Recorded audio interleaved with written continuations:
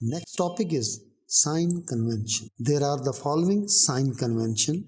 Number 1, all the distances are taken from pole of the mirror. Means all the distances mean distance of focal point, distance of center of curvature, distance of image, distance of object. All these distances are taken from the pole of the mirror or optical center of the lens. The distance of virtual image mean Q is negative and real image is positive, mean positive Q. And the focal length of concave mirror is positive and convex mirror is negative. All these are called sign convention. Now we'll study about uses of spherical mirror.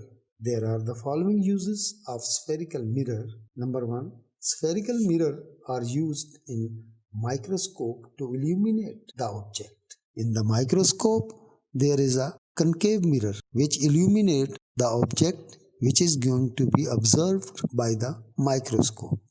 Number 2, spherical mirror are used in ophthalmoscope to examine ear, nose, throat and eye of the human body by the doctor.